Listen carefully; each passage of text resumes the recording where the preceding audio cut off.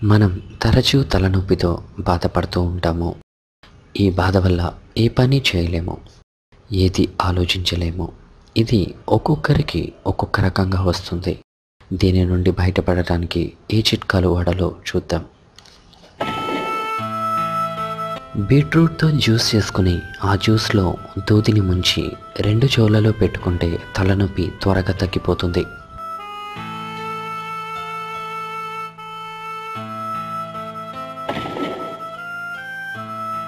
నిమ్మరసంలో కొద్దిగా ఉప్పు మరియు బెల్లంను బాగా కలిపి తలపైన పట్టు వేసుకోవాలి.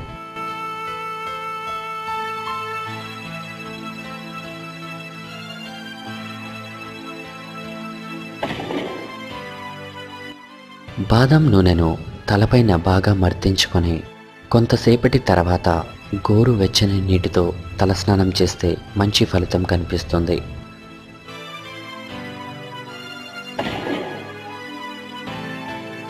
ఒక ప్రక్క మాత్రమే తలనొప్పి వస్తున్నట్లయితే పావు లీటర్ నీటిలో 6 గ్రాముల పంచదార వేసి రాత్రంతా ఉంచాలి. ఈ నీటిని మరుసటి రోజు తెల్లవారుజామునే త్రాగాలి. ఇలా ఒక వారం రోజులు చేస్తే ఒక ప్రక్క వచ్చే తలనొప్పి తగ్గిపోతుంది.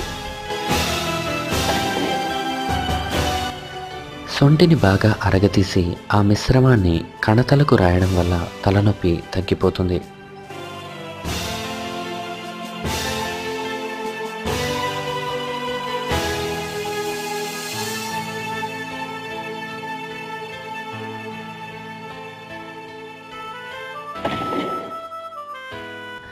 ఇంకా ఏవైనా తలబాధలు ఉన్నట్లయితే కొద్దిగా అల్లం తగినంత ఉప్పు కలుపుకొని ప్రతిరోజు ఉదయాన్నే తినాలి.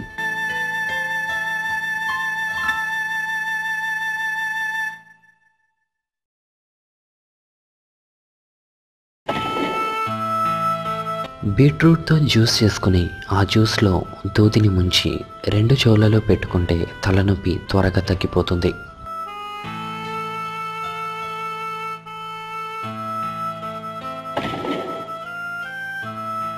నిమ్మరసంలో కొద్దిగా ఉప్పు మరియు బెల్లంను బాగా కలిపి తలపైన పట్టు వేసుకోవాలి.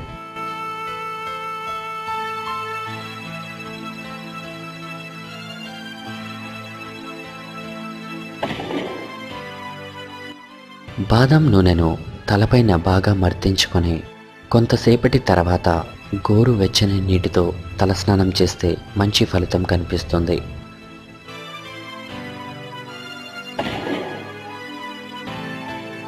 ఒక ప్రక్క మాత్రమే తలనొప్పి వస్తున్నట్లయితే పావు లీటర్ నీటిలో 6 గ్రాముల పంచదార వేసి రాత్రంతా ఉంచాలి.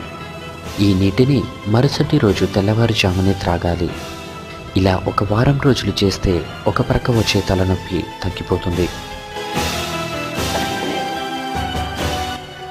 సొంటిని బాగా అరగతీసి ఆ మిశ్రమాన్ని కణతలకు రాయడం వల్ల తలనొప్పి తగ్గిపోతుంది.